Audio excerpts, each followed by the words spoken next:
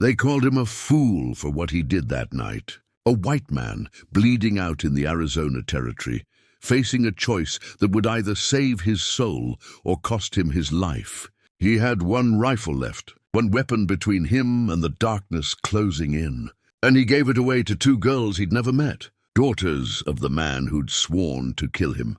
But before we dive into what happened at dawn, when those 200 warriors came riding through the canyon like thunder given flesh, you need to understand who this man was. You need to understand the impossible decision he made in those final hours before everything changed. Because this isn't a story about courage or sacrifice. It's a story about what happens when a man discovers that the enemy he feared most was never his enemy at all.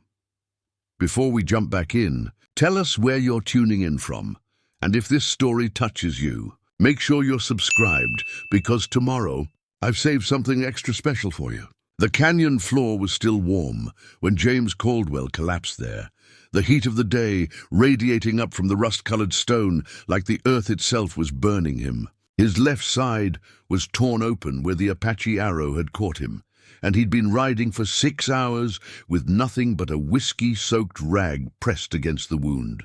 The whiskey was gone now, so was most of his blood. He'd come to the Arizona territory 5 years earlier with nothing but a rifle, a horse, and a reputation for being the kind of man who didn't ask questions. The kind of man who took jobs that other men wouldn't touch. The kind of man who'd learned somewhere along the way that survival meant never looking back, never connecting with anything that could be taken from you, never believing that the world held anything but cruelty and self-interest. James Caldwell had been good at surviving. Better than good. He'd been exceptional. The canyon walls rose around him in jagged shadows, the late afternoon light casting everything in shades of orange and deep purple. He could hear the Apache horses in the distance, their hoofbeats echoing off stone. They weren't rushing. They knew where he was. They knew he was dying. To them, it was just a matter of waiting for the inevitable. He'd made the mistake of that had brought him here. A job in Silver Creek, a small mining town nestled in the foothills. The town's wealthiest man, a cattle baron named Harrison Fletcher, had hired him to deal with what he called the Apache problem. The Apache problem. Fletcher had explained over expensive whiskey in the back room of the Silver Creek saloon was a man named Thomas Whitehorse. The name alone told you something about him. His mother had been white, a captive taken as a girl. His father was a full-blood Apache war leader named Painted Sky. Thomas Whitehorse had inherited his mother's face and his father's fury. He was 28 years old, fought like a man possessed, and had killed more settlers than anyone in the territory could count. The Apache respected him, the Mexicans feared him, and the white settlers wanted him dead. Harrison Fletcher wanted him dead specifically. "I don't care how you do it," Fletcher had said, sliding a leather pouch across the table. It was heavy with gold. "I don't care if you bring me proof, or if you just disappear, and the problem disappears with you. Thomas Whitehorse has a stronghold somewhere in the canyons northeast of here. Take what you need. Hire whoever you need to hire. But make him stop existing." James had taken the job because he always took the job. Because refusing would have meant admitting that some things couldn't be solved with a rifle and ruthlessness. Because the gold would have set him up for life, would have given him an exit from this world of blood and dust and moral compromise. What he hadn't known was that Thomas Whitehorse had a family beyond his warriors. What he hadn't known was that the war leader had 2 daughters. Their names were Margaret and Rachel Whitehorse, and they'd been living in relative peace in a small settlement 7 miles north of the canyon. Their mother was a quiet woman named Eleanor, part Navajo, part white, all strength. She'd raised the girls to be healers, to understand both the Apache way and the way of the settlers. Margaret was 19, Rachel was 16. They spent their days tending to the sick, gathering medicine plants, staying as far from their father's war as they possibly could. James had found them by accident. He'd been tracking Whitehorse's movement patterns, trying to understand the war leader's strategy when he'd stumbled on their camp. He'd been wounded already, a shallow cut across his ribs from a skirmish 3 days earlier, and infection was setting in. The fever had started that morning, making the world swim and tilt at odd angles. He'd stumbled into their clearing with his rifle raised, because that was what James Caldwell did. He approached everything with weapons drawn, and trust nowhere to be found. Margaret had seen him first. She was gathering willow bark near the stream, and she'd stood up slowly, her hands visible, her eyes calm in a way that made him immediately suspicious. She was tall, with dark hair braided down her back and a face that held both her mother's Navajo features and something else, something that spoke of the complicated blood that ran through her veins. "You're sick," she'd said simply, as if he hadn't been pointing a rifle at her. "Stay back," James had managed, though the words came out slurred. "You'll fall over if I don't catch you. And I'd rather not have you bleed on my medicine supplies." Rachel had appeared from behind him then, coming from the direction of their shelter. She was smaller than her sister, quicker, with narrower features and eyes that seemed to see through lies. She had a knife, but she held it low, non-threatening. "Margaret's right. You're burning up. The wound's infected. You need help or you'll be dead by tomorrow." James had wanted to pull the trigger. Every instinct he'd spent 5 years cultivating had screamed at him to eliminate the threat, eliminate the complication, eliminate the chance that these women would report his location to their father. Instead, his knees had buckled, and Margaret had caught him as he fell. They'd nursed him for 3 days in their camp, which was hidden deep enough that their father's scouts wouldn't find it unless they were specifically looking. Margaret had cleaned the wound with herbs and hot water. Rachel had kept water to his lips and pressed cooling cloths to his forehead. Eleanor, their mother, had watched him with knowing eyes that suggested she understood exactly who he was and what he'd been hired to do. On the second day, when the fever had broken enough for him to think clearly, James had asked the obvious question, "Why?" "Because you're a human being who needs help," Margaret had answered, mixing something that smelled like sage and cedar into a poultice. "Because helping is what we do," Rachel had added. "Our father teaches us that all lives have value, even the lives of men sent to kill him."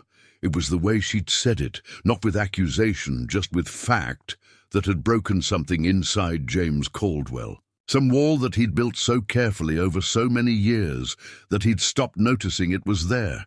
He'd told them everything. Not because they tortured it out of him, not because they threatened him, but because he was exhausted. Exhausted from being the kind of man who shot first and never asked questions.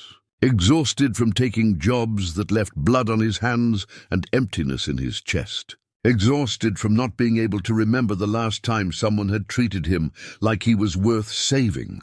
The job. Harrison Fletcher. The gold. The plan to track Thomas Whitehorse to his stronghold and end him. Margaret and Rachel had listened without interruption. Eleanor had continued her work, preparing food, arranging medicines, as if listening to a confession of murder for hire was just another part of her day. When he'd finished, Rachel had asked the second obvious question, "Are you going to do it? Kill our father?" James had looked at her, and for the first time in 5 years, he told the truth instead of what people wanted to hear. "I don't know. I don't know who I am if I'm not that man anymore." That had been 4 days ago. The Apache had caught up with him in the late afternoon of the 4th day. He'd left the Whitehorse settlement at dawn, telling the women he couldn't stay, that his presence would bring danger to them. Margaret had given him supplies for the road. Rachel had pressed something into his hand, a small bundle of sage tied with sinew. Eleanor had simply nodded, as if she'd expected him to leave and was glad he was going. The Apache had been waiting for him in a canyon 5 miles north, and they'd chased him for hours through terrain that seemed designed to break a man into pieces. He'd lost them twice, found himself lost 3 times, and finally collapsed here as the sun began its descent toward the horizon. Lying on the canyon floor, with his rifle beside him and his life bleeding out into the dust. James Caldwell realized that he'd never actually decided whether he was going to kill Thomas Whitehorse or not. The decision had been made for him by the simple fact of his own ending. He reached for his rifle with shaking hands. There were 4 bullets left, 4 bullets, and the understanding that help wasn't coming. The Apache weren't going to let him walk out of this canyon alive. And he didn't have the strength to fight them even if he'd wanted to. He was closing his eyes, accepting the finality of it when he heard the voice, "Don't do it." James opened his eyes. Standing at the canyon's edge, silhouetted against the dying light, were Margaret and Rachel Whitehorse. They were alone, without weapons, and they'd somehow found him in terrain that had defeated every tracker he'd ever met. "You can't be here," James managed. His voice barely a whisper. "Our father sent word," Margaret said, climbing down into the canyon with careful steps. "He knows what you were hired to do.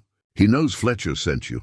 And he knows that you chose not to do it. How could he possibly?" "Because we told him," Rachel said simply. "Because we believed you when you said you didn't know who you were anymore. Because we thought that was worth saving." The sound of hoofbeats grew louder. Not a few. Many, dozens, maybe hundreds. James understood what was about to happen. Thomas Whitehorse was coming, and he was bringing warriors with him. This was the end. Not a peaceful one in the canyon, but a final reckoning under the open sky. He looked at the rifle in his hands, then at the 2 women standing above him. "I have 4 bullets," he said. "That won't stop what's coming." Margaret knelt beside him, her hands already working to stanch the bleeding again. "No, but it's not about stopping anything. It's about what you choose to do next." And James Caldwell, for the first time in 5 years, understood that he had a choice to make that had nothing to do with survival. Preparing and narrating this story took us a lot of time, so if you are enjoying it, subscribe to our channel. It means a lot to us. Now back to the story. The canyon transformed as the sun dipped lower. What had been a place of shadows and stone became something else entirely, a stage set for a reckoning that James Caldwell couldn't fully comprehend. The sound of hoofbeats didn't come gradually. It came like a distant earthquake, a low rumble that built from the earth itself until it became impossible to ignore. Margaret had her hands on James's wound, pressing with steady pressure, while Rachel stood at the canyon's edge, watching the approach. Eleanor had appeared seemingly from nowhere, carrying bundles of cloth and water, moving with the calm efficiency of a woman who'd lived her entire life on the edge of conflict. "How many?" James asked, though he wasn't sure he wanted to know. 200, Rachel answered without hesitation. "Maybe more. Father brought nearly all of them." James tried to sit up, but Margaret pressed him back down with surprising strength. "Don't move. You'll bleed out faster."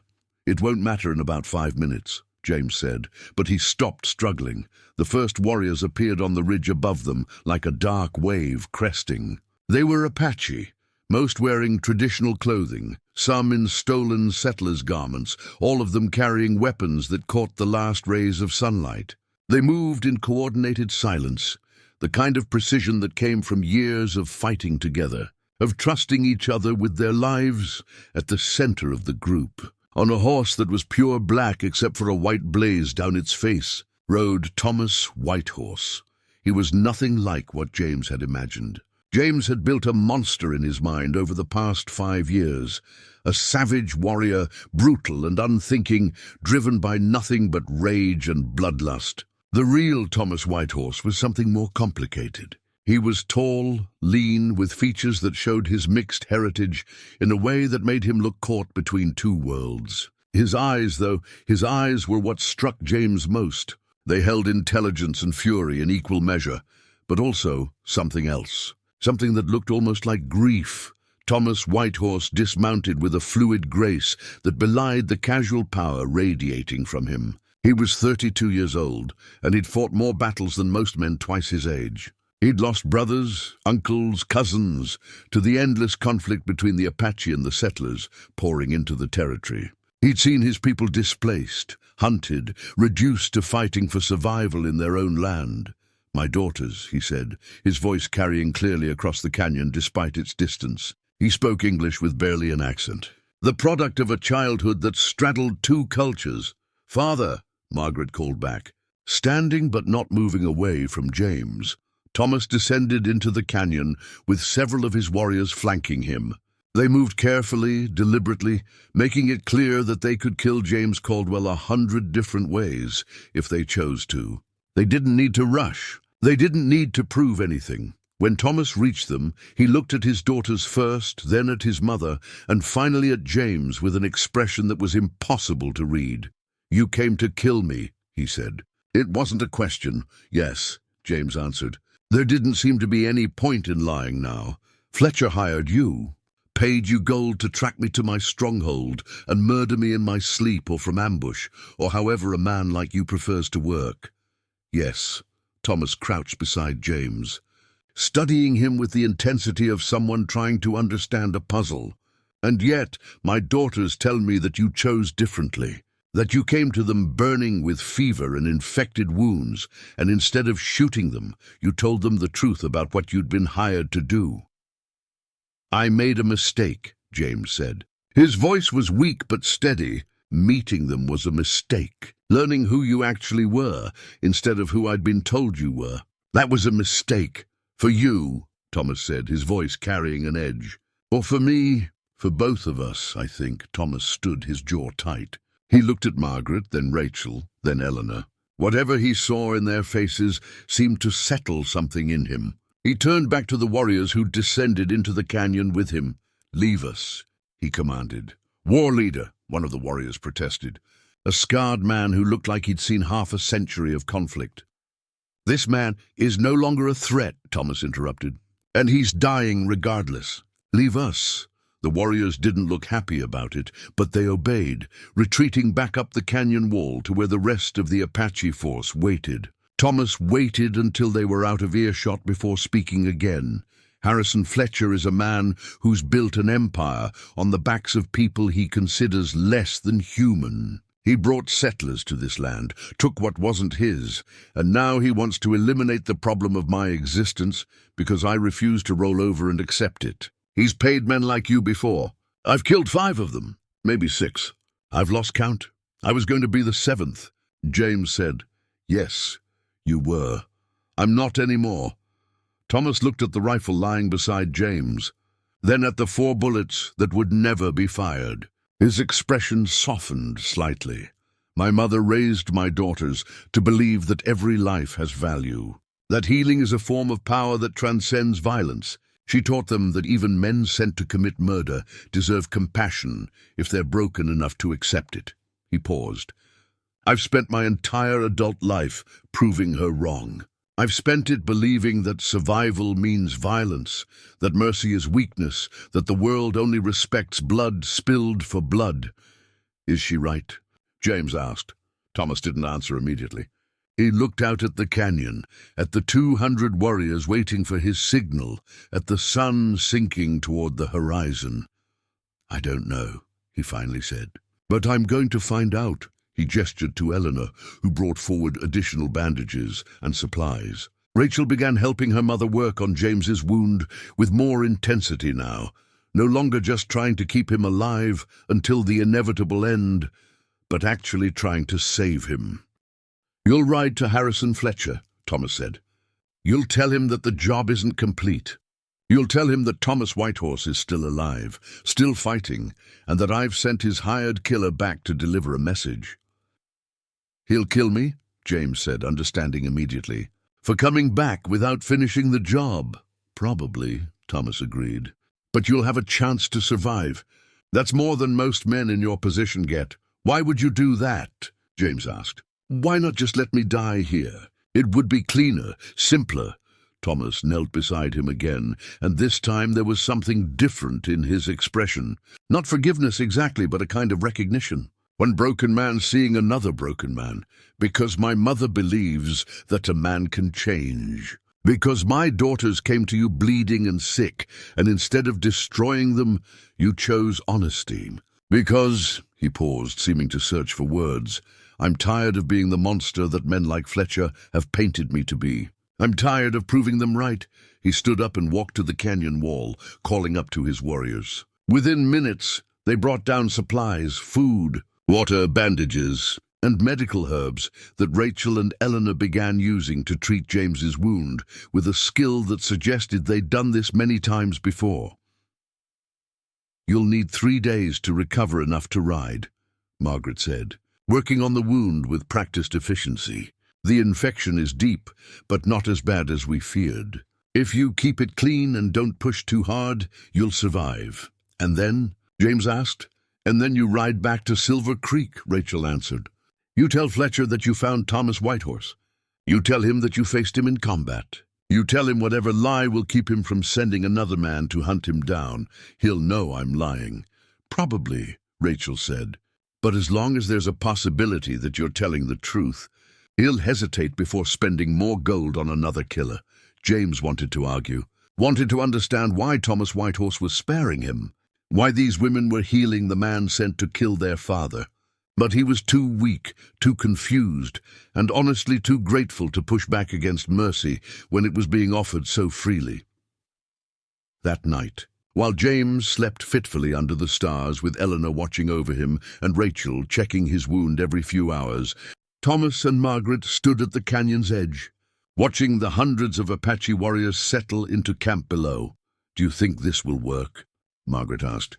"Sending him back to Fletcher?" "No," Thomas said, "but it might buy us time. And time is something we haven't had in 5 years. Father," Margaret said carefully, "why did you change your mind?" "Your warriors came to kill him. They wanted blood." Thomas was silent for a long time. "Because I realized something today, standing in that canyon with a dying man who chose mercy over the job he was hired to do. I realized that the war we're fighting isn't against men like him. The war is against the belief that some lives matter more than others, and that war is never won through violence." "Mother's philosophy," Margaret said softly.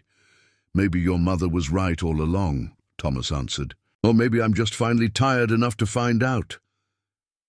By the third dawn after his collapse, James Caldwell was able to stand, though only with assistance. His wound had closed, the infection fading under the careful attention of Eleanor and her daughters. They'd given him supplies, a horse, and directions back to Silver Creek. As he prepared to leave, Thomas came to him one final time. "When you tell Fletcher your story," Thomas said, "I want you to tell him the truth about one thing. Tell him that Thomas Whitehorse has chosen a different path, that the killing might end if he's willing to let it." "He won't believe that," James said. "No," Thomas agreed. "But you will, and maybe that's what matters." James rode out of the canyon at dawn, leaving behind the man he'd been hired to kill, the 2 women who'd saved his life, and the understanding that the world was far more complicated than his rifle could ever solve. James Caldwell's ride back to Silver Creek took 4 days instead of the 2 it should have. His body was still weak from blood loss and infection, and the horse beneath him, a sturdy Mustang that Thomas had provided, seemed to sense that its rider wasn't fully recovered. They moved at a careful pace, stopping frequently for water and rest, following the ridge lines and canyon walls that would keep them away from other travelers. The landscape shifted as he descended from the high country. The dense forests gave way to scrubland, then to the familiar brush and desert that surrounded Silver Creek. James had ridden this route dozens of times before, but it felt different now. Every detail seemed sharper, more real. The way the late afternoon sun turned the rocks amber, the sound of wind through the canyon, the distant cry of a raven circling on thermals. He couldn't stop thinking about Thomas Whitehorse's final words. Not as a threat or a command, but as something closer to a challenge. Tell him the truth about one thing, that the killing might end if he's willing to let it. James had spent 5 years believing that some men were simply beyond redemption. That violence was the only language the world understood. That mercy was a luxury only the naive could afford. Thomas Whitehorse had spent 15 years proving that belief was both wrong and right. Wrong in its absoluteness, right in its assessment of a world that rarely rewarded compassion. But something had shifted in that canyon. Something fundamental. And now James was riding back to the man who'd hired him to commit murder, with a rifle he'd never fired, and a story that was impossible to explain. Silver Creek looked exactly the same as it had when he'd left 3 weeks earlier. The main street ran east to west, lined with storefronts and saloons and the various enterprises that served the mining operation in the foothills. The town had maybe 2,000 people, prospectors, merchants, settlers, and the assorted hangers-on that every frontier town accumulated. The law here was represented by a sheriff named Douglas Webb, a competent man who'd learned to turn a blind eye to certain activities as long as they didn't interfere with the town's profitability. James rode directly to the Silver Creek Mining Company offices, a two-story building at the northern edge of town. Harrison Fletcher kept his headquarters on the second floor in a suite of rooms that looked more like a gentleman's study than the base of operations for one of the territory's largest landowners. The secretary, a thin man named Peterson, who'd learned to anticipate bad news, looked up as James climbed the stairs. "Mr. Caldwell," Peterson said carefully, "Mr. Fletcher wasn't expecting you back so soon." "Tell him I'm here," James said. He didn't sit, didn't make small talk. He simply waited.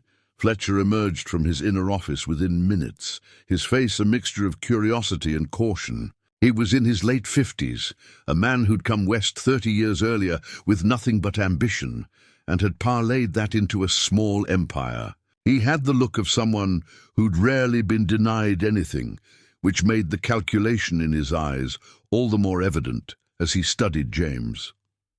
"You've been gone 3 weeks," Fletcher said. "It wasn't a greeting. I found him," James answered. "Fletcher's entire body seemed to tense. And we fought in a canyon northeast of here, just as you predicted. He was waiting for me, had maybe 50 warriors with him." "And?" Fletcher repeated, his voice harder now. "He's dead," James said. The lie came so smoothly that James barely recognized it as a lie. It was as if some other part of him, the part that had been trained to survive through deception, had simply stepped forward and taken over. Harrison Fletcher's face transformed. Tension drained away, replaced by something that looked almost like joy. He moved to a cabinet in his office and poured 2 glasses of whiskey with a hand that shook slightly. "I knew I hired the right man," Fletcher said, handing James one of the glasses. "Thomas Whitehorse was becoming a problem. A real problem. Do you have proof? His body, some token that—" "No," James interrupted. "There was no body to recover. The other Apache came and I had to run. But I saw him fall. I saw the arrow find him. He's dead, Mr. Fletcher. I'm certain of it." Fletcher studied him for a long moment, and James could see the internal calculation happening behind the rancher's eyes. James had done this kind of work before. Fletcher knew that sometimes proof wasn't possible. Sometimes you had to trust the killer to deliver the truth. Finally, Fletcher nodded. He reached into a drawer and pulled out a second leather pouch, identical to the one he'd given James 3 weeks earlier. "The second half," Fletcher said. "As agreed. You've done well. You've done better than well. You've solved a problem that was keeping me awake at night." James took the pouch, feeling the weight of the gold inside. "Enough to disappear. Enough to start a new life somewhere far away. Enough to never pick up a rifle again if he chose not to. There's something else," James said, and he watched Fletcher's expression shift from satisfaction to something more guarded. "When I was tracking Whitehorse, I learned some things about him. About his operation, his methods, his thinking. That's useful information," Fletcher said carefully. "It is, and it's also complicated." James set the glass down on Fletcher's desk without drinking. "Thomas Whitehorse isn't what you told me he was. He's not a mindless savage killing for the sake of violence. He's a man who's been pushed to the edge by circumstances, and he's finally starting to question whether the edge is where he wants to be." Fletcher's jaw tightened. "I don't care what he is or isn't. He's dead now. That's all that matters. But what if he's not?" James asked. "What if I'm lying?" There was a long silence. James could see Fletcher's hand moving toward the desk drawer where he probably kept a gun. Instead, Fletcher poured himself another whiskey and regarded James over the rim of the glass. "Are you lying?" Fletcher asked. "Yes," James said. "He's alive. Thomas Whitehorse is alive, and he's still fighting. He'll keep fighting. And he sent me back to tell you something." Fletcher set down his glass with deliberate care. "He did he?" And what message could the Apache war leader possibly have for me that would result in you walking into my office alive? That the killing doesn't have to continue, that there might be another way, that he's willing to negotiate. Fletcher laughed then, a sound without humor. Negotiate? With an Apache? Over what? Whether he gets to keep his life or I get to keep my property. There's no negotiation here, Caldwell. There's only victory or death. Is that what you really believe? James asked. Or is that what you've been telling yourself so long that you've started to accept it? It doesn't matter what I believe. What matters is what's true. Fletcher stood and walked to the window, looking out at the mining operation in the distance. There's a finite amount of land, a finite amount of resources. The Apache and the settlers can't coexist in this territory. One of us has to give way, and I'll be damned if it's going to be us. Thomas said something similar, James said. He said he's spent his whole life believing that survival means violence, that mercy is weakness. But he's starting to wonder if he's been wrong. Is he now? Fletcher turned back to face him. And where did this philosophical epiphany come from? What changed the mind of a man who's killed hundreds of people? His family, James said. His daughters. They showed him that there's another way to be strong. That strength isn't about how many people you can kill. It's about how many people you can save.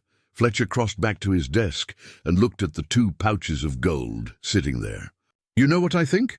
I think you've gone soft. I think you met some Apache women and they convinced you that the world is good and that people are fundamentally decent. I think you've forgotten what I hired you to do.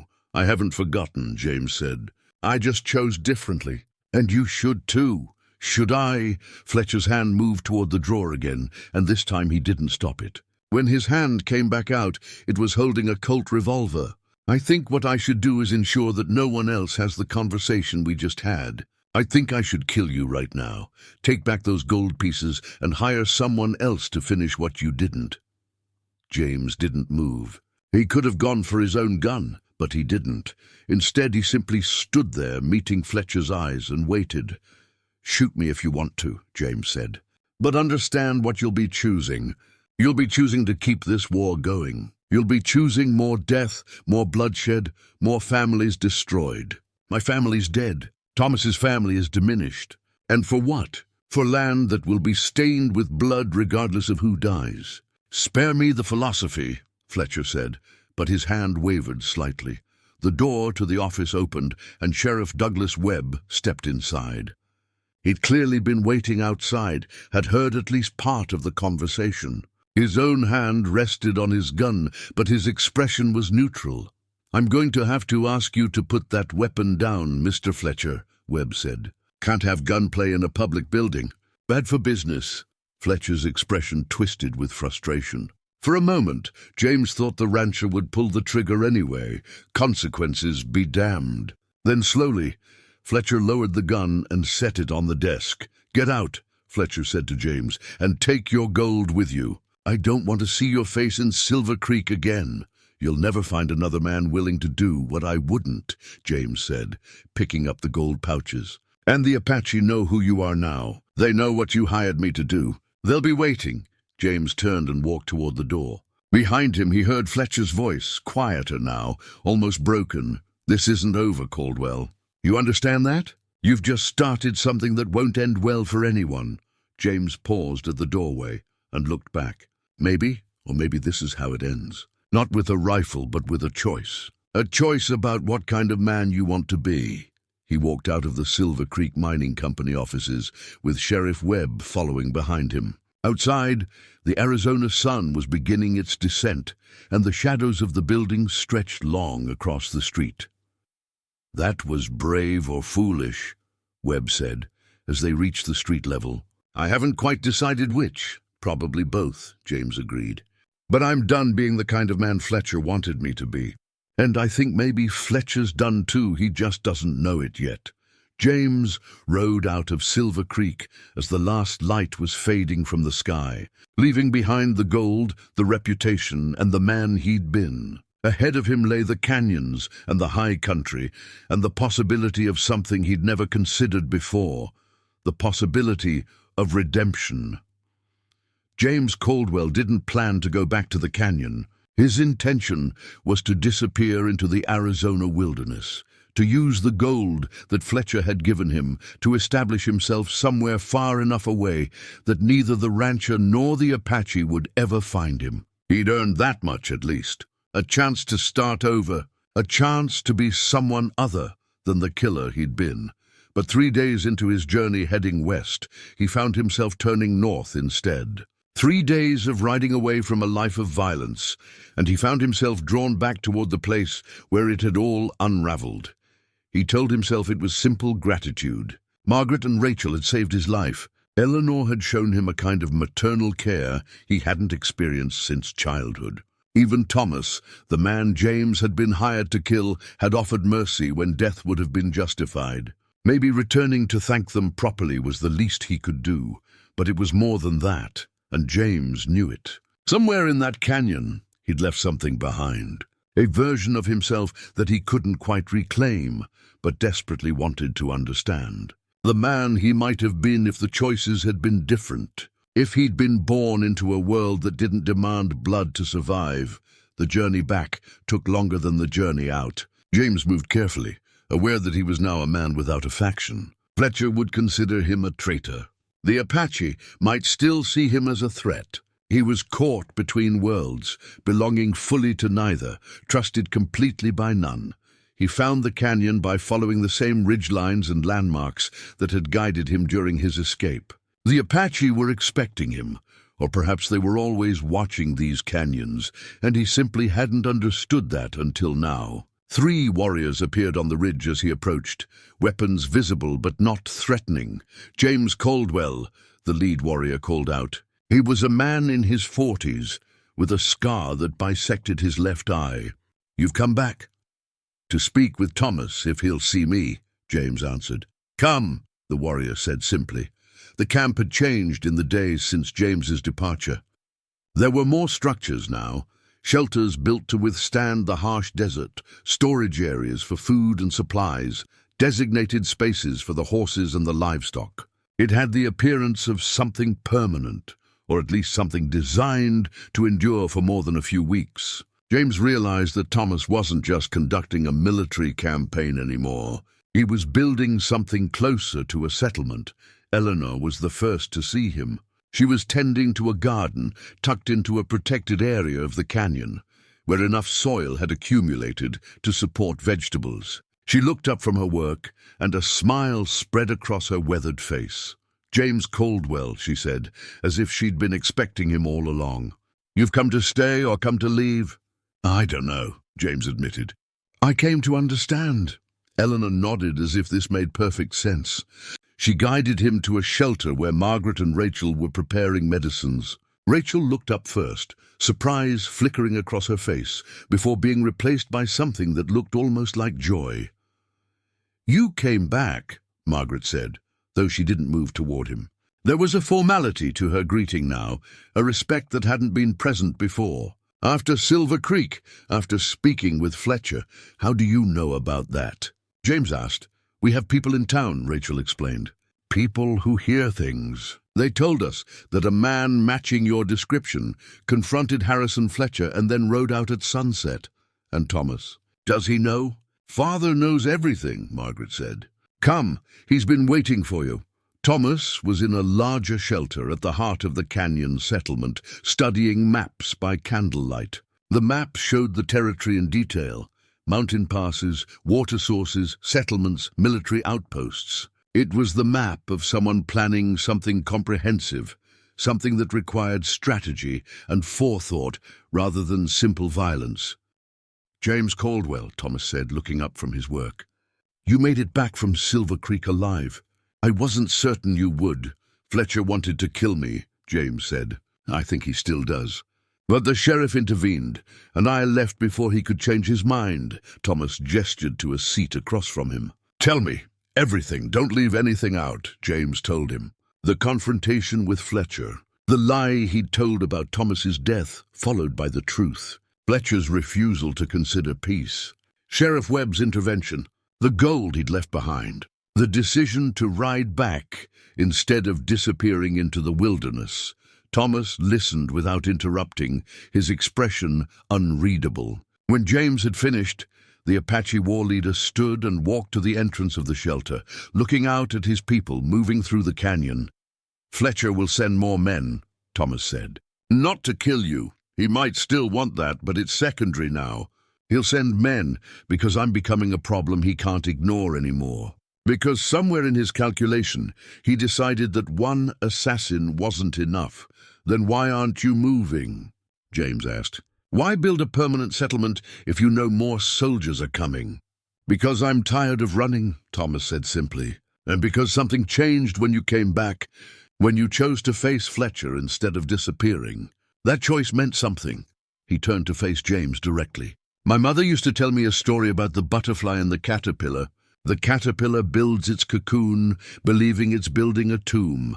But inside that tomb, it transforms into something new. I've spent 15 years building my cocoon out of violence, thinking I was building a weapon. But maybe I was building something different all along. What are you saying?" James asked. "I'm saying that I'm offering you a choice," Thomas said.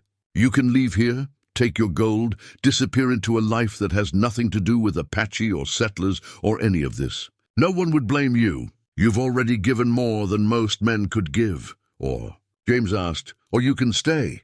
You can help me negotiate what's coming. You can be a bridge between my people and the settlers who are pouring into this territory. You speak both languages. You understand both worlds. And most importantly, you've already proven that you're willing to change your mind about who's worth killing." James thought about his life before the canyon, the jobs that left blood on his hands and emptiness in his chest, the men he'd killed for causes that meant nothing to him, the years spent believing that survival meant becoming harder, colder, less human. "I'll stay," he said. Thomas extended his hand, and James took it. The grip was firm, the gesture weighted with meaning that went beyond simple alliance. It was recognition. Two men who'd been shaped by violence choosing a different path. Over the following weeks, James discovered what Thomas had been building. It wasn't a military operation disguised as a settlement. It was the opposite, a settlement designed to demonstrate that Apache and settlers could coexist. Thomas had established a trade network with sympathetic merchants in neighboring towns. He'd begun negotiations with a handful of settlers who were interested in shared land use agreements. He'd even approached the territorial governor's office with a proposal for designated Apache lands where his people could live. Without constant persecution, Margaret worked with James to document everything, the agreements reached, the disputes resolved. The small moments of cooperation that suggested something larger was possible. Rachel spent her time with Eleanor, creating detailed records of traditional Apache medicine combined with settler practices, a project that caught the attention of several physicians in the larger towns. But the fragile peace James had found in the canyon was tested within 2 months. Soldiers arrived, not a small scouting party, but an entire company led by a captain named Edward Morrison, who'd been dispatched by the territorial military to deal with the Apache problem once and for all. With him came Harrison Fletcher, looking gaunt and determined. Fletcher had survived the disappointment of his first assassination attempt by deciding to go directly to the military. He'd provided detailed information about Thomas's location and strength, and he'd offered substantial payment to ensure that a comprehensive force was sent to eliminate the threat. The soldiers surrounded the canyon, cutting off escape routes, establishing positions on the high ground. Captain Morrison sent a messenger with a simple ultimatum: surrender and face trial, or die. Thomas called a council that night. His warriors wanted to fight. They wanted to charge out of the canyon, to prove their strength against the military force arrayed against them. But Thomas had a different idea. "We don't run," he said, "and we don't fight. We do what we came here to prove is possible. We negotiate." At dawn, Thomas walked out of the canyon alone, unarmed, his hands visible. James wanted to stop him, wanted to insist on going with him. But Thomas was resolved. "Stay with my family," Thomas commanded. "If something happens to me, protect them."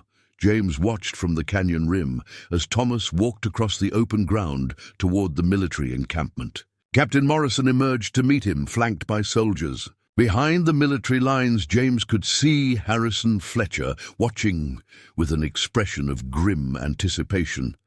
What happened next wasn't reported in full to the people waiting in the canyon, but James learned later that Thomas had offered something that neither the captain nor Fletcher had expected: voluntary relocation to designated lands in exchange for an end to hostilities. He'd presented documentation of proposed treaties, evidence of successful trade negotiations, and a vision of coexistence that went beyond anything the territorial government had considered. More importantly, Thomas had offered himself as a symbol, not of conquest or defeat, but of transformation, a war leader willing to put down weapons in service of his people's survival. It took 3 days of negotiation. On the 4th day, Thomas returned to the canyon alive, exhausted, but carrying papers signed by both the military command and, surprisingly, Harrison Fletcher himself. The papers were real. The signatures were binding. Captain Edward Morrison had negotiated a territorial agreement that recognized Apache land rights in a designated region spanning nearly 500 square miles of canyon country and plateau land. It wasn't everything Thomas had hoped for, but it was more than anyone believed possible. It was a beginning. The news spread through the territory like wildfire. In Silver Creek, in the mining towns, in the scattered settlements that dotted the Arizona landscape, people reacted with shock, relief, and fury in varying measures. Some saw it as proof that peaceful coexistence was possible. Others saw it as a betrayal of settler interests, a capitulation to savagery that would weaken the territorial government's authority. Harrison Fletcher saw it as a personal humiliation. He watched from the steps of the Silver Creek Mining Company as news of the treaty was posted in the town square. His face went through a progression of emotions: anger, betrayal, calculation. When his eyes finally settled, they held something darker. Not acceptance, not even resignation. Something that looked closer to vengeance, deferred. "This isn't over," Fletcher muttered to the men gathered around him. "This is just intermission." But it was over, at least for now. The military had received their orders. The Apache had their designated territory, and the settlers had to reckon with the fact that the war they'd assumed would continue indefinitely had simply stopped. James first learned about Fletcher's fury from an unexpected source. Sheriff Douglas Webb rode into the canyon settlement 3 days after the treaty was signed, carrying news and an offer. "Fletcher's planning something," Webb said without preamble, dismounting from his horse in front of Thomas's shelter. "I don't know what, but it involves money and men he's bringing in from the south. He's not accepting this treaty, and he's not going to let it stand." Thomas listened carefully, his expression unreadable. "Thank you for telling us." "You didn't have to." "No," Webb agreed. "But this is home now. All of us, Apache, settlers, whoever else decides to make a life here. I'm not interested in seeing another war start because one man's pride got wounded."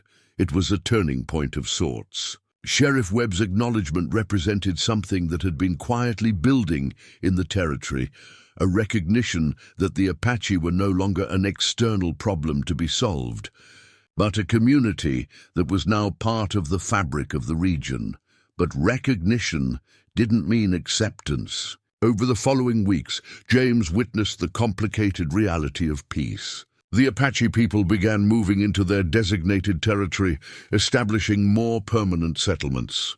Some settlers accepted this with grace, even beginning limited trade relationships. Others pulled back, viewing the Apache presence as a permanent threat. A few, emboldened by Fletcher's resistance, began conducting small raids on Apache settlements, testing whether the military would actually enforce the treaty. They discovered they would. Captain Morrison, despite his military pragmatism, took the treaty seriously. When settlers crossed the line into Apache territory without authorization, they were arrested. When Apache hunting parties were ambushed by bounty hunters working for Fletcher, the military responded with force. The captain wasn't interested in moral philosophy. He'd been given an order to maintain peace, and he intended to maintain it, regardless of political pressure. This consistency, paradoxically, was what created the space for real change. Margaret became a crucial figure in this transformation. She began traveling between Apache settlements and settler towns with the military's protection, documenting cases of illness and injury that transcended tribal boundaries. A settler child with unexplained fever responded to Eleanor's herbal treatments. An Apache warrior with a deep wound infection was saved by techniques learned from settler physicians. Rachel worked alongside Margaret, teaching settlers how to recognize certain illnesses, how to prepare specific medicines, how to understand that healing had no allegiance to any particular people. James found himself in a role he'd never anticipated, not as a warrior, but as a translator, not just of languages, but of worldviews. He began working with Captain Morrison to mediate disputes before they could escalate into violence. He helped Thomas navigate the complicated politics of the territorial government. He served as a bridge, making connections between people who otherwise would have remained isolated by fear and prejudice. 6 months after the treaty was signed, Thomas called James and his family together for a gathering that surprised everyone. He'd invited Captain Morrison, Sheriff Webb, several merchant families from Silver Creek, and a handful of influential settlers who'd shown willingness to cooperate with the Apache. "We've built something," Thomas announced, standing before the assembled group. "Not perfect, not without conflict, but something real. We've proven that coexistence is possible. I want to make it official." He unveiled plans for a shared settlement, a place where Apache and settlers could live in close proximity, trade directly, and establish genuine community. It would be a town, properly structured with governance that included representatives from both groups. Markets where goods could be exchanged. A clinic staffed by both Apache healers and settler physicians. A school where children of both communities would learn together. "This is madness," one of the settler representatives protested. "It will never work. There's too much history, too much blood." "Then we rewrite the history," Eleanor said, speaking publicly for the first time since the gathering began. "We start new. We show what's possible when people choose understanding over fear." The settlement was established near the Canyon territory, close enough to the Apache lands to feel like home to Thomas's people, but accessible enough to attract settlers willing to experiment with coexistence. They called it Covenant Creek, a name that acknowledged both the treaty that made it possible and the deeper commitment it represented. James purchased land near Eleanor's medicinal gardens. He built a simple house and began working formally as a translator and mediator for disputes. The rifle he'd carried for so long was hung on a wall above his bed, not as a symbol of power, but as a reminder of what he'd been willing to leave behind. Margaret and Rachel expanded their medical work, establishing the clinic that became the physical heart of Covenant Creek. They trained a new generation of healers, both Apache and settler, in techniques that combined both traditions. Their reputation began to spread, and people came from neighboring territories seeking their care. But success bred opposition. Harrison Fletcher, watching his vision of territorial dominance slip away, made a calculated decision. He funded an organized campaign against the treaty, hiring lawyers to challenge its legitimacy in the territorial courts. He purchased land near Covenant Creek and established a competing settlement explicitly designed to segregate settlers from Apache, advertising itself as a place where the natural order would be maintained. "He's not going to stop," Thomas told James one evening as they stood at the edge of Covenant Creek, looking at the two settlements, one integrated, one segregated, existing in the same landscape. "No," James agreed. "He's going to keep pushing until something breaks. Either the treaty holds and he has to accept it, or enough pressure builds that people start questioning whether peace is worth the effort." "Which do you think will happen?" James thought about Fletcher's determination, his wealth, his ability to influence people's thinking through fear and prejudice. He thought about the work Margaret and Rachel were doing in the clinic, the economic benefits settlers were experiencing through fair trade with the Apache, the children who were growing up learning that people of different backgrounds could simply be neighbors.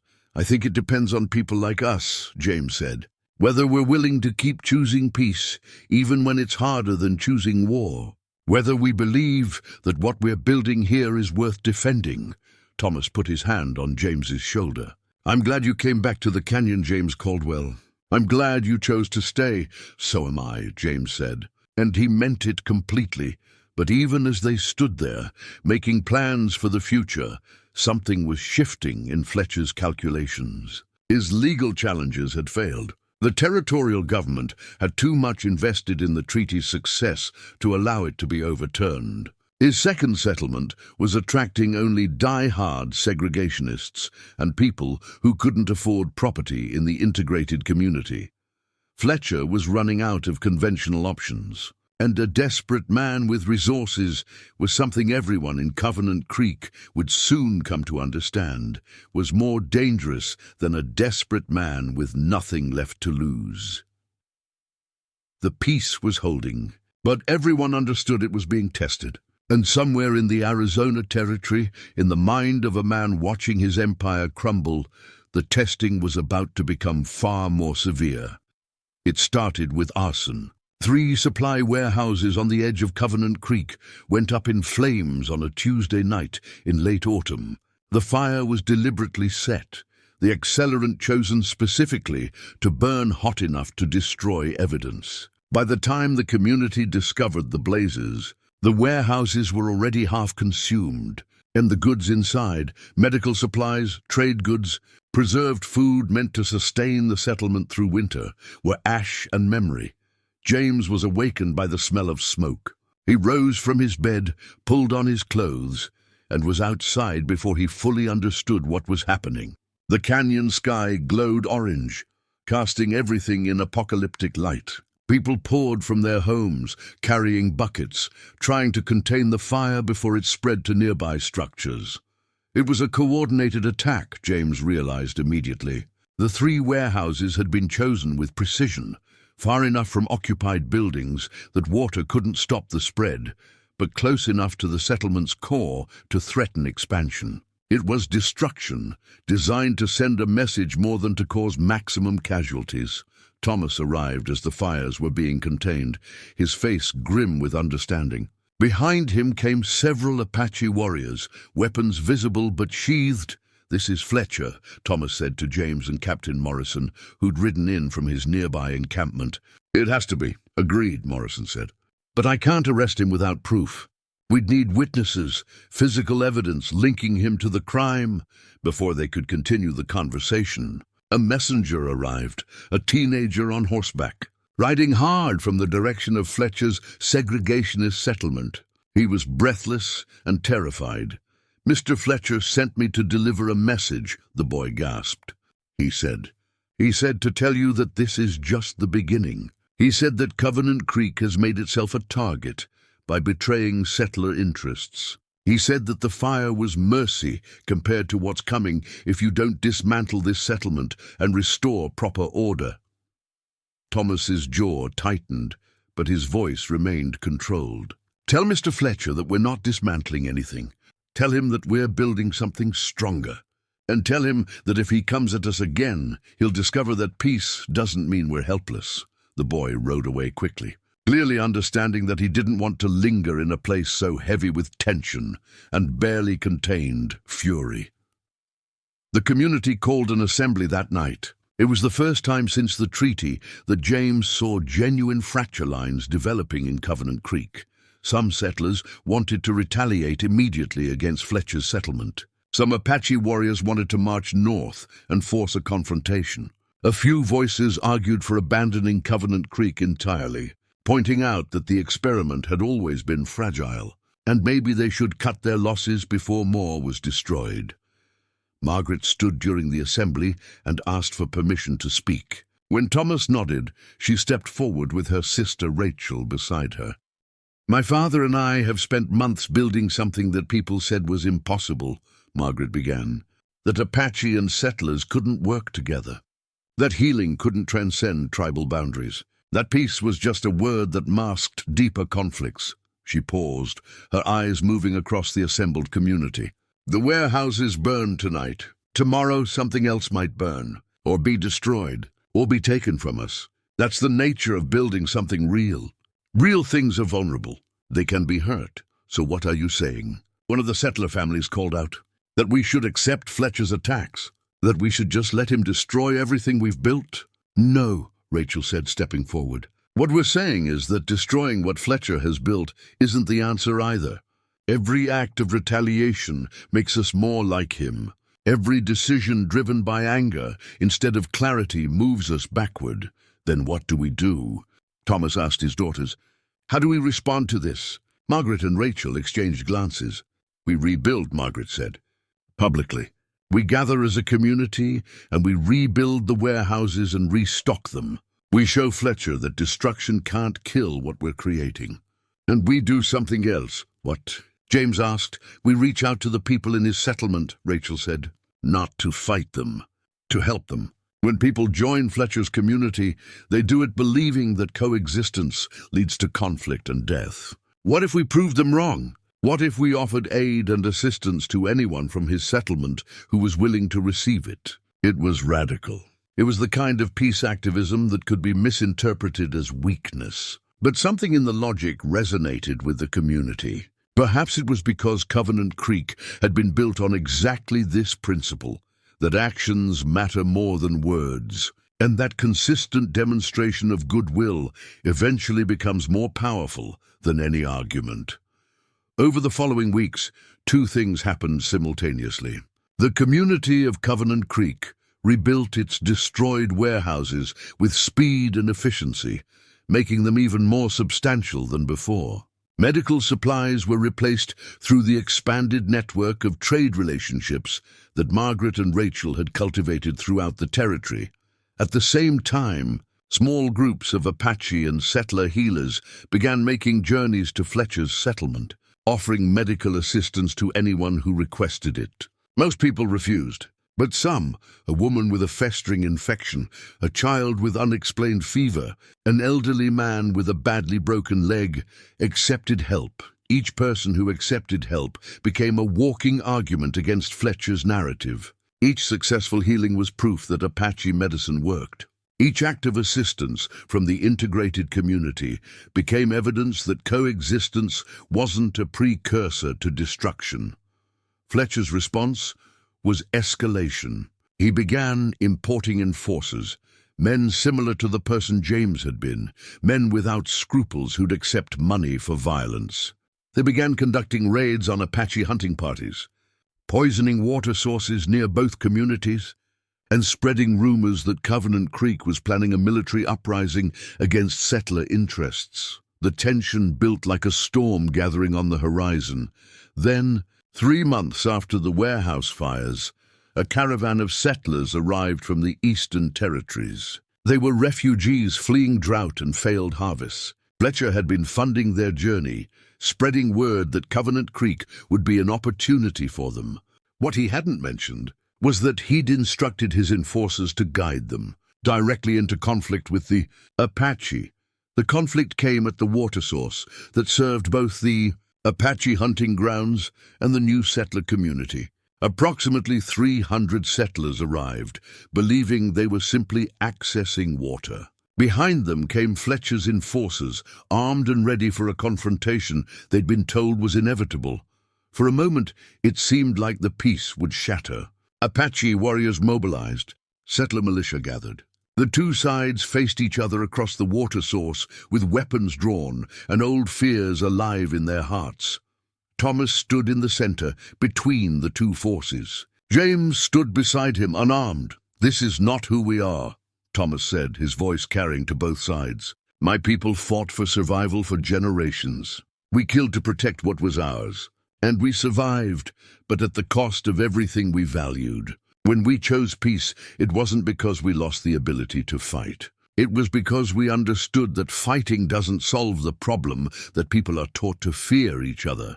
He turned to the settlers. You came here believing you'd be targets, that the Apache are your enemies, that peace is a lie covering deeper conflict. But look around. Look at the settlement we've built.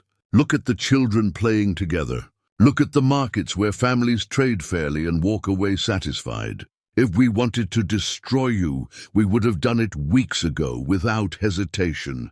One of Fletcher's enforcers, a man with a scarred face and cold eyes, laughed. Fine words, war leader. But words don't matter. Fletcher paid us to provoke a fight, and that's what we're going to do. He raised his rifle toward Thomas. James moved without thinking. He stepped directly in front of Thomas, his body between the rifle and the man who'd shown him mercy, when mercy was the last thing he deserved. The enforcer looked shocked, as if he couldn't quite process that someone would voluntarily make themselves a target. Don't, James said simply. You've got a choice.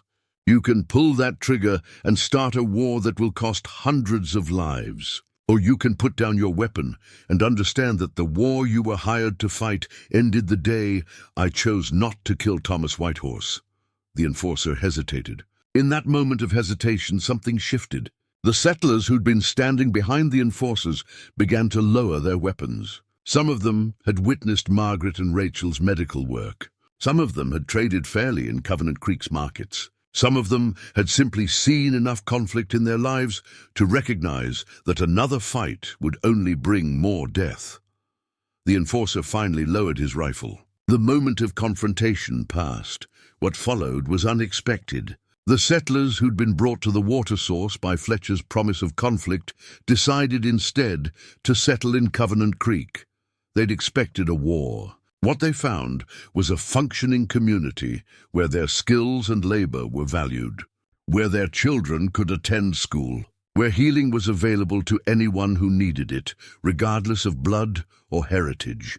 It was the most effective argument against Fletcher's vision that could possibly have been made. Not words, but lives transformed by the reality of what coexistence actually meant. Harrison Fletcher stood on the porch of his segregationist settlement and watched his world collapse. It wasn't a dramatic collapse. There was no single catastrophic moment. It was the slow, grinding failure of a man watching his vision lose relevance as people made different choices. The settlers he'd promised protection and segregation had begun leaving. Not all of them. Some remained committed to his vision of a territory divided by blood and heritage. But most had seen what Covenant Creek offered and recognized that fear was a worse foundation for community than cooperation. They packed their belongings and walked toward the integrated settlement, leaving Fletcher's town smaller and more bitter with each departure. The enforcers he'd hired drifted away when payment became irregular. The political connections he'd cultivated in the territorial government began distancing themselves as it became clear that the peace treaty was actually working. The military supported it. The commercial interests supported it. And most importantly, the settlers themselves supported it through their actions. Fletcher had made a calculation years earlier that the world could only move forward through dominance and control. He'd believed that human nature was essentially predatory, that mercy was weakness, and that people would only respect those willing to use violence. He'd built an empire on that belief, now watching his empire dissolve as people chose cooperation over conflict. He had to confront the possibility that his fundamental understanding of human nature had been wrong. It was a confrontation he wasn't equipped to survive. James first learned about Fletcher's final decision when Sheriff Webb rode into Covenant Creek with a message from the territorial governor's office. They were establishing a commission to review the peace treaty and its implementation. Fletcher had been invited to participate, to present any concerns about how the agreement was being administered. It was an opportunity for reconciliation, for Fletcher to step back from opposition and work within the system he'd helped create. For him to find a new role in a transformed territory, Fletcher never arrived at the commission meeting. Instead, he sent a letter. It was a detailed document outlining his grievances, his losses, his vision of what the territory could have been under different leadership. It read less like a political manifesto and more like a confession, an admission that he'd spent 30 years building something that had been rendered obsolete by forces he couldn't control. The letter ended with a statement that made James's hands go cold when he read it. I understand now that this world has moved past men like me. I'm not certain there's a place for such men anymore. Thomas and James rode out to Fletcher's settlement immediately. They found the man in his office, sitting at his desk with a bottle of whiskey and a loaded revolver. He looked diminished, aged by the weight of irrelevance. James Caldwell, Fletcher said, looking up. And Thomas Whitehorse. Come to collect on the debts you've owed you? We came to offer you a choice, Thomas said. A choice.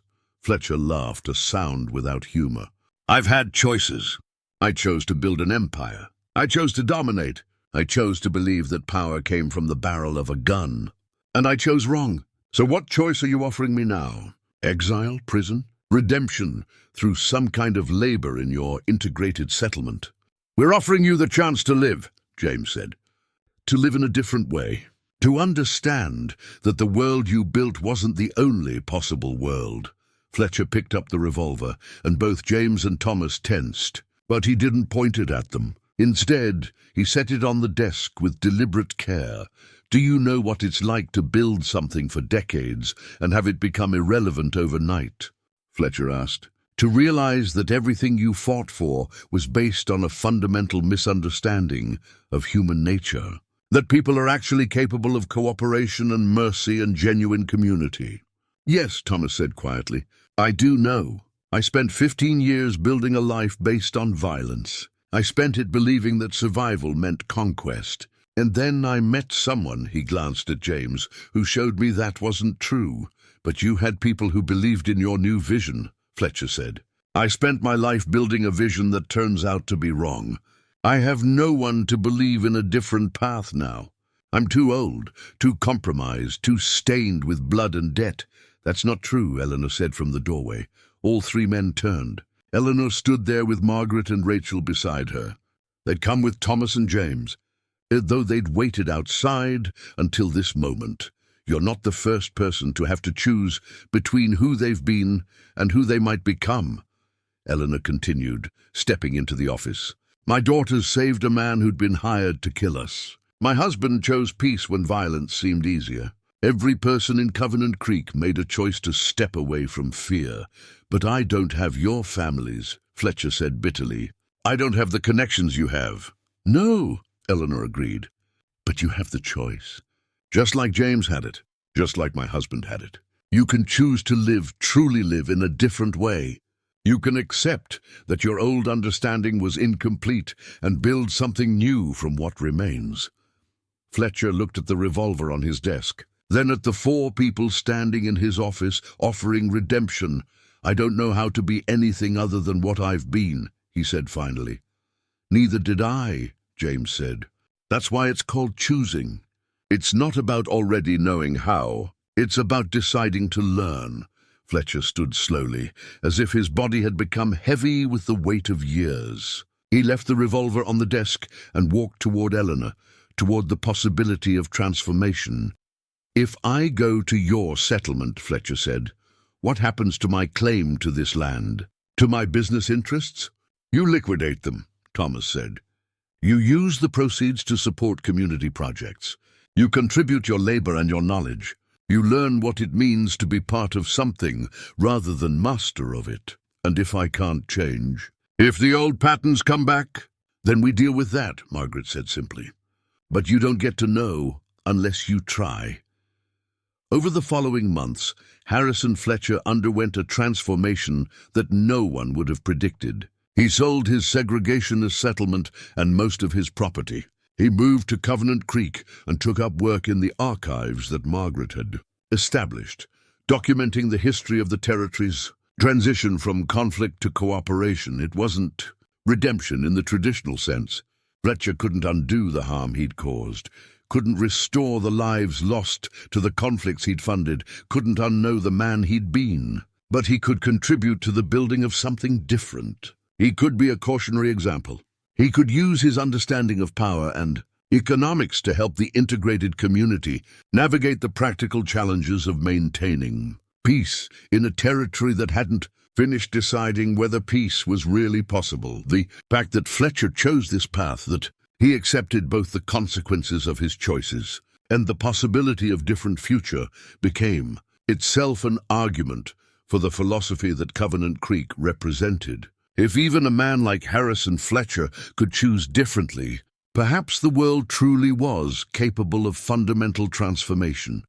News of Fletcher's integration into Covenant Creek spread throughout the territory. It shifted something in the collective consciousness. Other communities that had been skeptical about the Apache peace treaty began to reconsider. If a man like Fletcher could accept coexistence, perhaps there was something to this vision after all. Within a year of Fletcher's choice, 3 other integrated settlements had been established, modeled on Covenant Creek's example. Within 2 years, the segregationist ideology that had once seemed inevitable was becoming marginal. Within 5 years, integration was becoming the norm. A decade can reshape a territory. A decade can reshape people. Covenant Creek had grown from an experimental settlement to a functioning town of nearly 5,000 residents. The original integrated market had expanded into a permanent structure with designated areas for different types of trade. The clinic that Margaret and Rachel had established had become a medical academy where practitioners from across the southwestern territories came to study the combination of Apache and settler medicine. James Caldwell stood at the edge of the expanded settlement and barely recognized it. The simple structures had been replaced with permanent buildings. The footpaths had become proper streets. The scattered gardens had consolidated into agricultural fields that stretched toward the canyon. It was still visibly Apache and settler at the same time. You could see both influences in the architecture, the languages spoken, the people moving through the streets with the casualness of those who'd grown comfortable with difference. He was 39 years old now, his dark hair beginning to show threads of gray. The rifle he'd hung above his bed all those years ago had collected dust. He'd learned to be a translator not just of languages, but of cultures, teaching new settlers how to understand Apache customs, helping Apache families navigate settler legal systems. It was quieter work than assassination. More meaningful, Thomas Whitehorse had evolved too. The war leader had become something closer to a civic administrator. He sat on the territorial council. He consulted with the military on resource allocation. He'd even traveled to the capital to testify before a territorial commission about the economic and social benefits of integration. His face had aged, weathered by peace in ways that 15 years of warfare hadn't quite managed. There was less fury there now, but also less of the grief that had driven him for so long. Eleanor had established herself as the spiritual leader of the integrated community, not in any formal religious capacity, but as someone who understood how to hold the trauma of both peoples and transform it into something generative. She worked with the school, teaching children of both backgrounds about the history that had preceded Covenant Creek, the conflicts that had shaped the territory, and the conscious choices that had built something different. Margaret had married a settler physician named William Hartley. They had 2 children together and had published research papers on hybrid medical treatments that were beginning to be recognized in medical circles beyond the territories. Rachel had chosen to remain unmarried, dedicating herself entirely to the clinic expansion and training of the next generation of healers. Both sisters had become respected figures throughout the southwestern territories. Harrison Fletcher had died 6 years earlier, peacefully in his sleep. In the final years of his life, he'd become genuinely invested in the archival project, documenting not just the political history of Covenant Creek, but the personal stories of both Apache and settlers who'd participated in building it. His journals, filled with reflections on his transformation and his attempts to understand what had motivated his earlier choices, had become valuable historical documents. More importantly, Fletcher's transformation had created a template. When other men of power and wealth encountered the Covenant Creek model, they could point to Fletcher as proof that change was possible, that even someone deeply invested in domination and segregation could choose differently if confronted, with evidence of a better way. But the 10-year mark brought new challenges. The territorial government in the capital was becoming increasingly interested in controlling Covenant Creek's development. Economic observers were noticing that integrated communities outperformed segregated ones in terms of economic productivity and social stability. Politicians wanted to capitalize on that success, to expand the model across the entire territory for political gain rather than philosophical conviction. At a meeting in Thomas's council chamber, this tension erupted into explicit conflict. "What we've built here is remarkable," said Governor Douglas Kane, a political appointee sent from the capital to assess the situation. "But it's remarkable precisely because it's limited. Covenant Creek works because it's a small community with shared values. Expand this model territory-wide, and you'll face resistance from people who haven't chosen integration. You'll face practical challenges of scale that this settlement has been able to avoid. So what are you proposing?" Thomas asked carefully.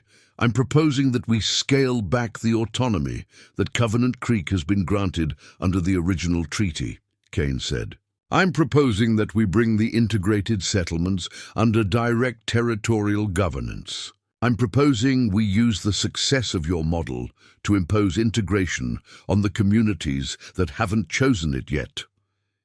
James watched Margaret and Rachel exchange glances. This was the fundamental tension that had always existed in the back of everyone's minds. The peace they'd built was built on choice.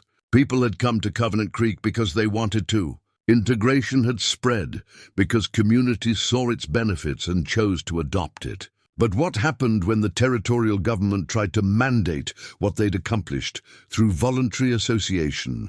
"If we impose integration through government force," Margaret said, "we destroy what makes Covenant Creek work. The entire foundation is that people chose this, that they came here of their own free will. If the capital tries to mandate integration by law, it stops being about genuine coexistence and becomes another form of control. Even a control toward a just end." Kane asked, "Isn't some force justified if it's pushing people toward equality?" "No," Eleanor said, speaking with a quiet authority that silenced the room. "You cannot build genuine community through force. You cannot create authentic coexistence by mandating it. You can create compliance. You can create the appearance of integration. But you cannot create the understanding and genuine respect that makes a community functional." The meeting broke apart without resolution. Kane returned to the capital and filed a report recommending increased territorial governance over Covenant Creek's affairs. The Territorial Council, influenced by political considerations and economic interests, voted to reduce the settlement's autonomy. It was a test of whether the progress that had been made could survive bureaucratic pressure. A test of whether the community's commitment to their vision was strong enough to resist external attempts to control it. Thomas called another community assembly, not just settlers and Apache now, but representatives from the other integrated settlements that had developed across the territory. Nearly 800 people gathered as the sun set over Covenant Creek, creating a landscape of faces that represented a genuine transformation. "We have a choice," Thomas said, standing before them. "We can accept the territorial government's attempts to control our development. We can let bureaucrats dictate how we build our community. Or we can make clear that what we've created here belongs to us, and we won't allow it to be commodified or manipulated for political purposes." "What does that mean in practice?" one of the settler representatives asked. "It means we formally establish ourselves as an autonomous region within the territory," James said, stepping forward. "Not separate, not hostile to the territorial government, but independent in the decisions that affect how we live. It means we document our own laws, our own governance structure. And we present it to the capital as a done thing rather than a proposal. That sounds like rebellion, someone called out. It is, and it isn't, Margaret said. We're not rebelling against the territorial government. We're declaring that we've built something that works, and we're not going to let political convenience destroy it. That's not rebellion. That's self-preservation. The vote was nearly unanimous. Over the next 2 months, Covenant Creek and the 5 other integrated settlements that had developed across the territory formalized a regional government structure. They drafted a charter that established principles of integration, equality, and cooperative economics. They presented it to the territorial capital not as a request for permission, but as a statement of fact. The capital's response was complex. Some officials wanted to crush what they saw as insubordination. Others recognized that attempting to control the integrated settlements militarily would undo years of peace and create exactly the kind of conflict they'd been trying to prevent. After months of negotiation, a compromise was reached. The integrated settlements would maintain regional autonomy in exchange for contributing resources and trade to the broader territorial economy.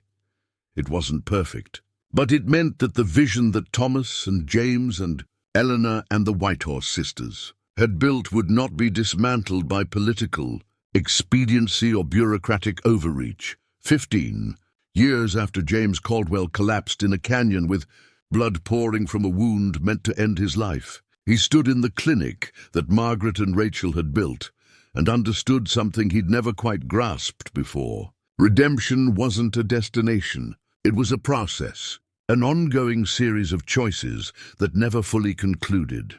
Margaret was training a new group of medical students, 3 Apache, 2 settlers, 1 person of mixed heritage whose parents had met at Covenant Creek's market. She moved between them with the same careful attention she'd shown James in that canyon, the same belief that everyone deserved to learn, to grow, to become more than they'd been. The infection is deep, she was saying, pointing to the wound they were examining on a practice model. You can see the heat radiating from the surrounding tissue. What do you look for next? Rachel called out from across the clinic. Temperature change. The body's attempting to isolate the infection. If you intervene too aggressively, you disrupt that process. It was the kind of conversation that happened hundreds of times a day in Covenant Creek now. Not conversations about survival or conflict, but conversations about how to heal, how to grow, how to become better practitioners of their crafts. James had been invited to speak to a group of university students from the capital who were studying the history of the integrated territories. They wanted to understand how it had happened, how a region that had been defined by conflict had transformed so completely that younger generations were growing up with integration as their baseline reality. The students sat in a circle in the council chamber, their notebooks ready, their faces carrying the mixture of skepticism and curiosity that always came from people encountering ideas that challenged their previous assumptions. How did it really work? One of the students asked. I've read the official histories. I understand the political mechanics. But what actually changed people's minds? What broke through the prejudice and the fear? James considered the question carefully. I think it started with individual choices, he said, with specific people deciding that what they'd been told about each other wasn't true, with people like Margaret and Rachel choosing to help someone who'd been sent to kill their father, with Thomas choosing to offer mercy instead of revenge, with me choosing to lie to my employer and then choosing to tell the truth anyway. But those were special people, another student said. They had unusual wisdom or compassion. Most people aren't like that. No, James agreed. Most people aren't like that. But most people are capable of it. What we learned at Covenant Creek is that ordinary people become extraordinary when they're placed in situations where they have to choose, when they see the consequences of their choices, when they're confronted with the humanity of someone they've been taught to dehumanize. Rachel had joined the group and was listening from the side of the room. She stepped forward and added her perspective. What James isn't saying directly is that this wasn't easy, she said. There were moments when the peaceful approach seemed naive, when violence seemed simpler, when people wanted to go back to the old ways of doing things. We didn't succeed because everyone suddenly became enlightened. We succeeded because we had institutional structures that made cooperation more profitable than conflict. We had economic incentives toward integration. We had visible proof that it worked. So it's not really about idealism, one of the students said, making notes. It's about practical self-interest. It's both, Eleanor said from the doorway. All three turned. Eleanor had aged considerably in the 15 years since the canyon. Her hair was completely white now, her face deeply lined with the kind of wrinkles that came from a lifetime of thinking deeply about complex things. But her eyes still held that clarity, that ability to cut through to the essential truth. Idealism without practical structure fails, Eleanor continued, coming into the room. Practical structure without idealism becomes hollow.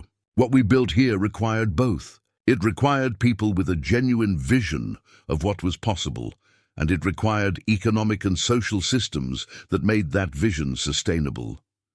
One of the students who'd been quiet throughout spoke up. But what about people who resist? What about those who don't want integration? Are they forced to participate? No, Thomas said, entering the room behind Eleanor.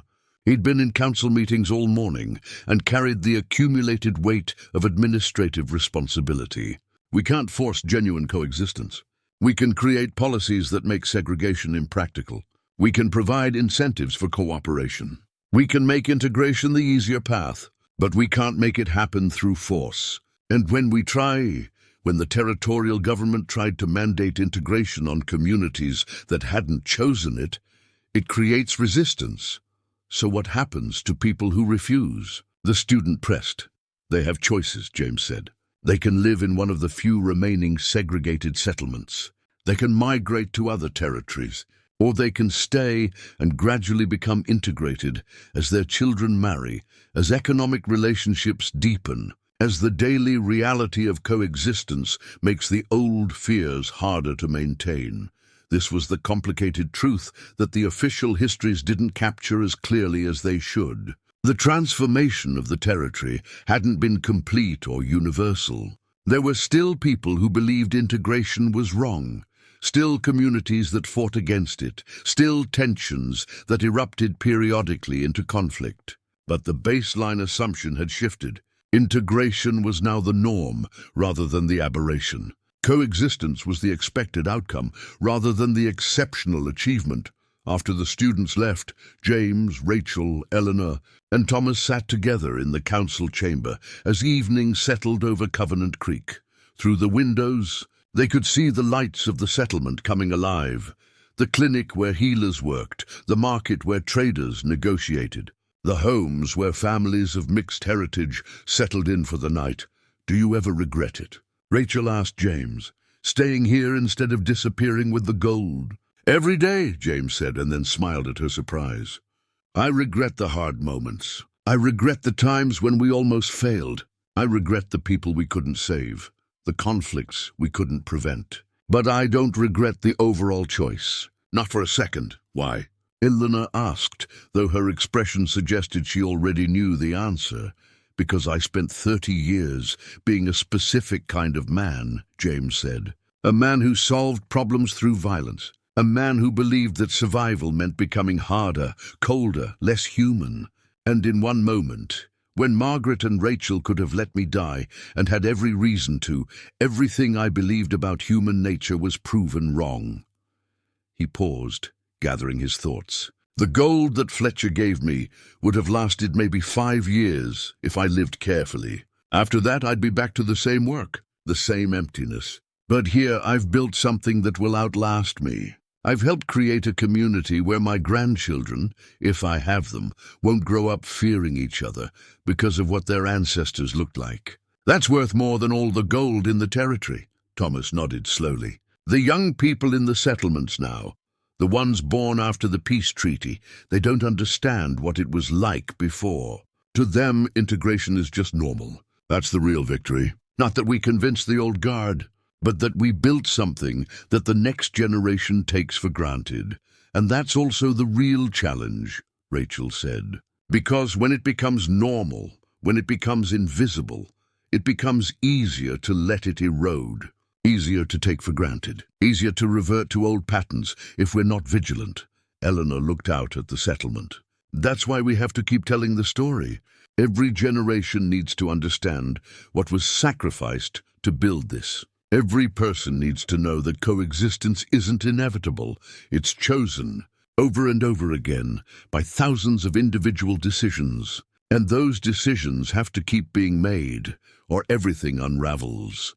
The sun had fully set now, leaving only starlight and the warm glow of settlement lights. Poor people who'd each been transformed by the choices they'd made sat in companionable silence, understanding that their work was far from finished. Understanding that what they'd built would require constant attention, constant choosing, constant recommitment to the vision of a world where people could genuinely see each other across boundaries of blood and history. Outside, in the streets of Covenant Creek, people moved through their evening routines. A settler woman haggled with an Apache merchant over the price of vegetables. Two children, one Apache and one settler, played together as their mothers watched from a nearby bench. A healer, someone whose mother was Apache and father was settler, walked toward the clinic to begin the night shift. Small moments, ordinary moments, the kind of moments that, taken together, constituted genuine transformation.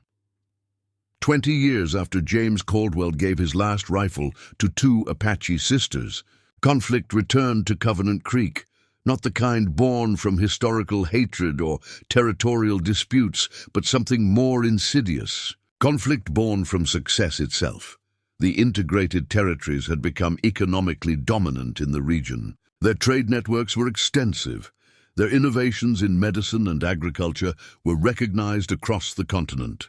And their political influence had grown to the point where the territorial government consulted them on major decisions. But success bred resentment among those who'd been displaced or marginalized by the integration model.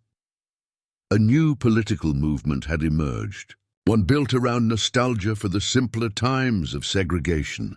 They called themselves the Heritage League, and their argument was seductive to those who felt threatened by rapid social change. They pointed to the complexity of integrated governance, the occasional friction between communities, the loss of certain cultural traditions that had been subsumed into the hybrid culture of Covenant Creek.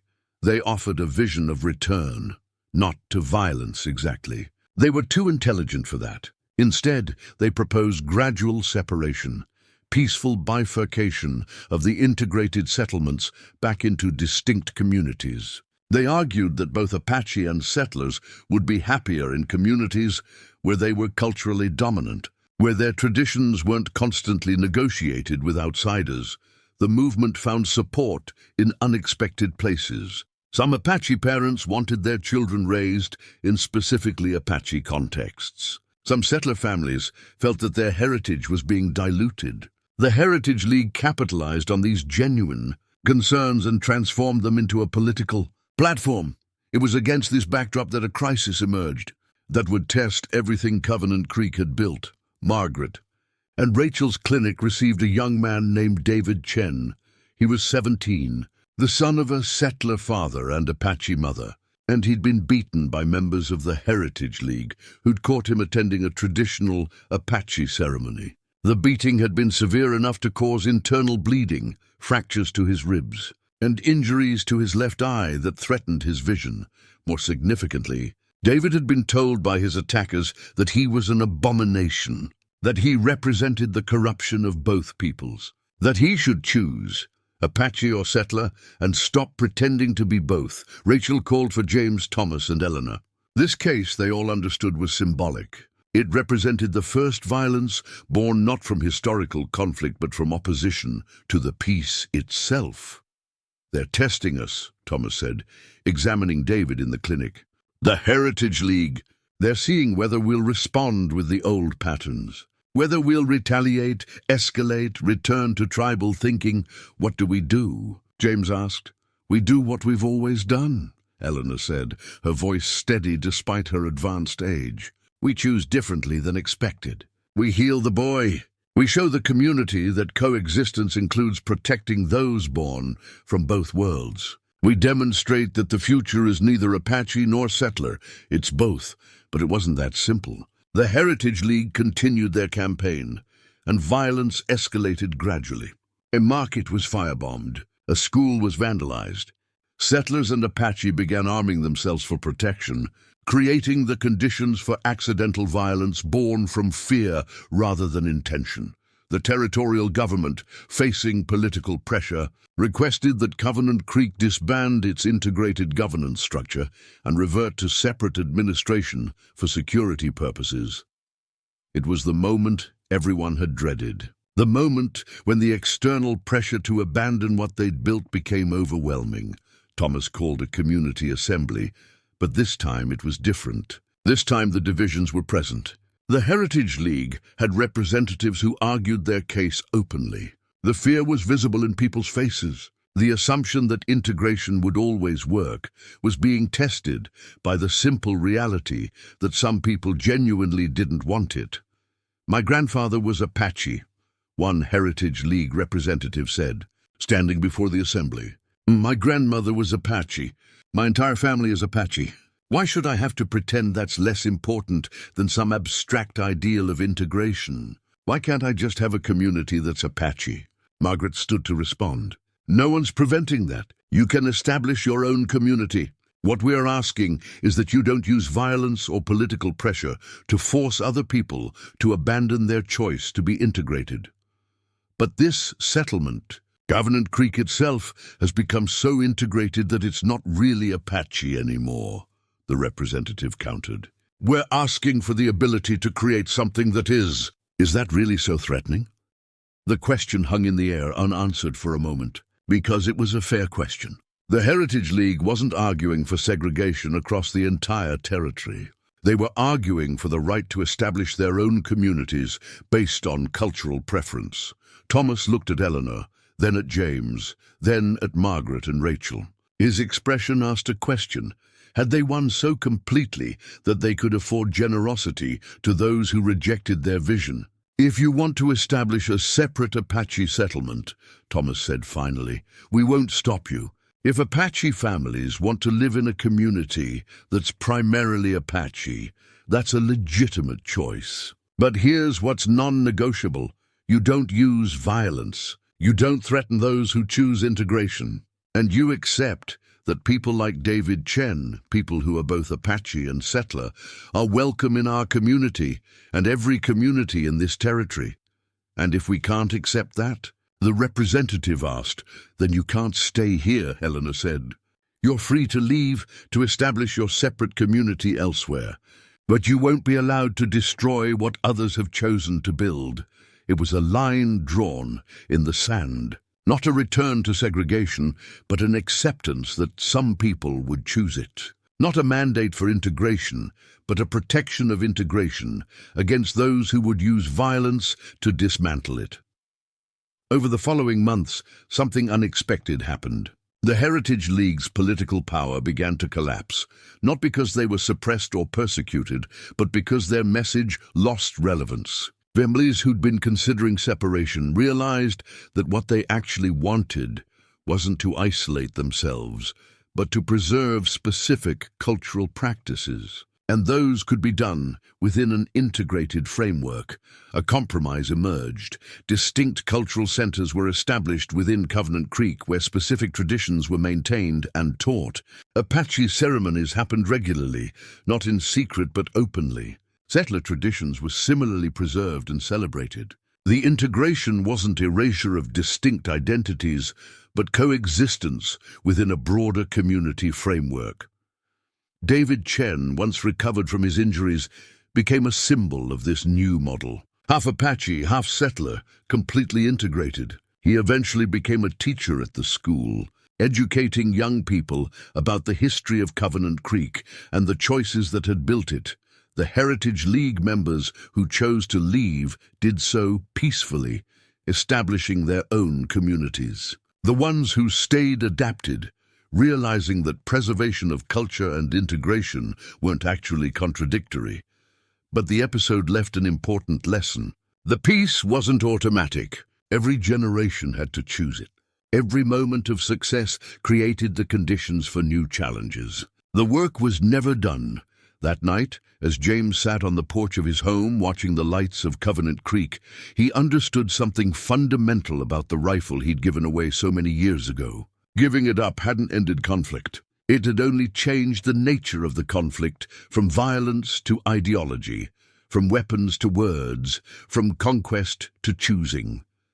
The real work had only begun on that day in the canyon. It would continue for generations, and that was okay.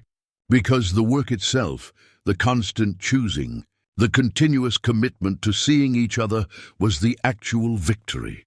43 years after he collapsed in a canyon with blood pouring from a rifle wound, James Caldwell sat on a bench overlooking Covenant Creek and felt the weight of time in his bones. His hair had gone completely white. His hands trembled slightly when he held them still. His heart, the doctors said, was working harder than it should be. He had maybe 2 years left, possibly less, possibly more. The timeline didn't matter much anymore.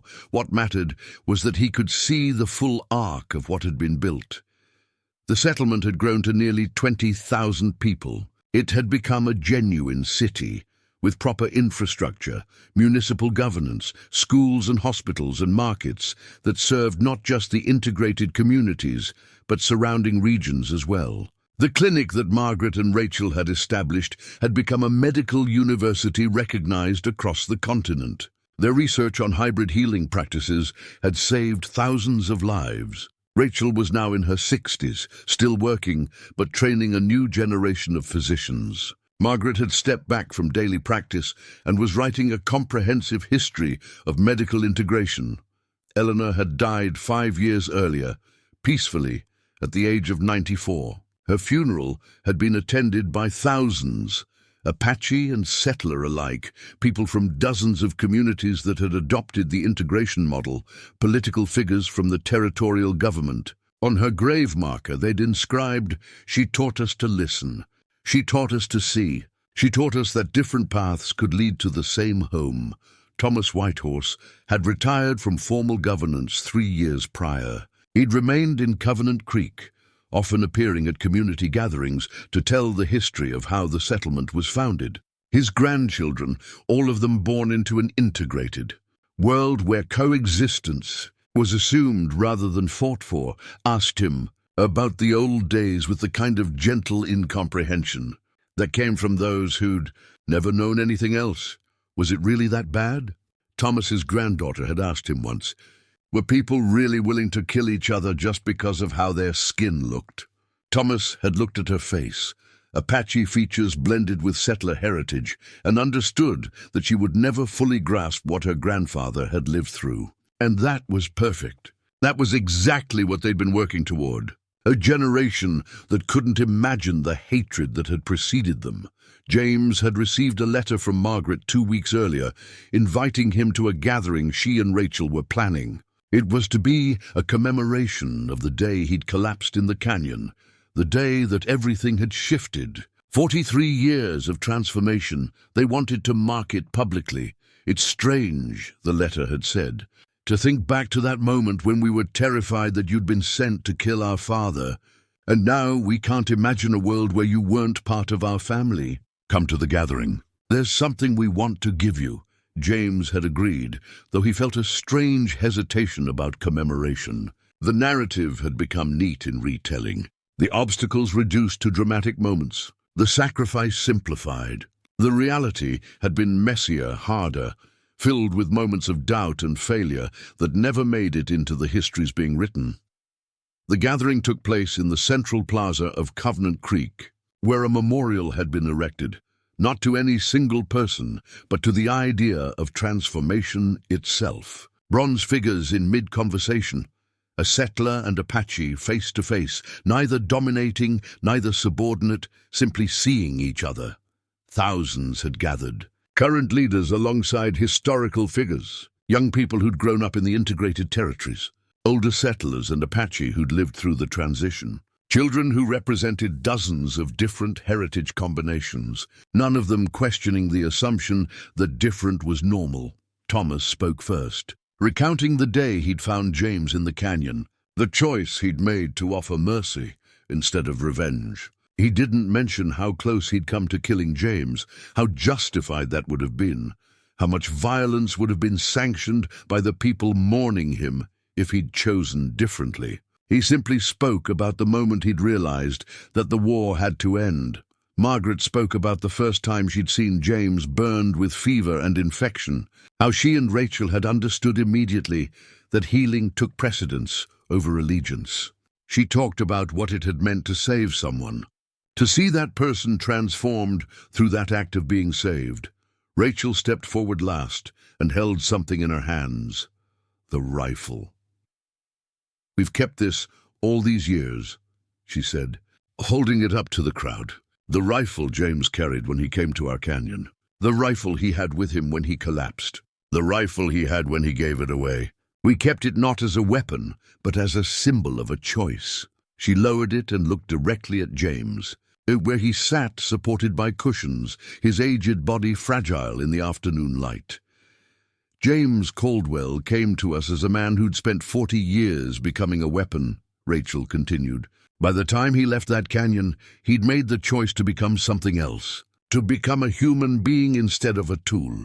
And everything that's happened here since, every integration, every compromise, every person who chose to see each other across barriers, all of it traces back to his willingness to lay down not just this rifle, but the identity that rifle represented." She walked toward James and placed the rifle in his hands. "We're giving this back to you," Rachel said. "Not so you can use it, but so you can know that everything you gave up, everything you chose to become instead of remaining, has become the foundation of a world that works." James held the rifle, lighter than he remembered, simpler than it felt in his dreams. He looked at the crowd, at the faces representing decades of work, and felt something break open in his chest. Not grief exactly, something closer to recognition. The understanding that what had seemed like individual moments of choice had actually been threads in a much larger tapestry. That evening, alone in his home for the first time in years, James took the rifle and hung it above his bed again. But this time it looked different. It looked like a fossil, like an artifact of a world that no longer existed. The world where violence was the solution, where power came from the barrel of a gun, where survival meant becoming harder and colder and less human. That world was still out there, he knew. There were still places where the old patterns held dominance. There were still conflicts that hadn't been resolved. There was still suffering and injustice that required confrontation. But here, in Covenant Creek and the network of integrated settlements that had grown around it, something genuinely different had taken root. He thought back to the moment he'd collapsed in that canyon. He thought about the choice he'd made not to use his rifle, not from strength or wisdom, but from exhaustion, from the simple, human recognition that he couldn't carry the weight of being a weapon anymore. In that moment of weakness, because that's what it had been, really, a failure to be the kind of man Fletcher had wanted him to be, he'd become strong in a completely different way. The letters had been arriving all week from people asking him to speak at schools, to tell his story to young people who'd never known violence. All of them wanted the same thing, the narrative of redemption, the proof that people could change, the argument that coexistence was possible. James would tell them the truth, that change wasn't clean or quick, that it required compromise and failure and re-choosing over and over.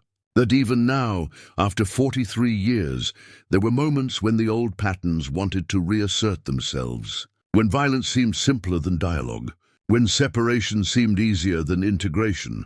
But he would also tell them something else, that despite all the difficulty, despite all the ongoing work, the world had genuinely become better. Not perfect, not without conflict or injustice, but measurably, verifiably better. A place where David Chen could exist as both Apache and settler without being called an abomination. Where Margaret and Rachel could heal people without regard to their heritage. Where children could grow up assuming that different meant interesting rather than dangerous. That wasn't a small thing. In the long arc of human history, that was everything. The next morning, James Caldwell woke and knew, with the quiet certainty that comes only near the end of life, that he didn't have much time left. Not years.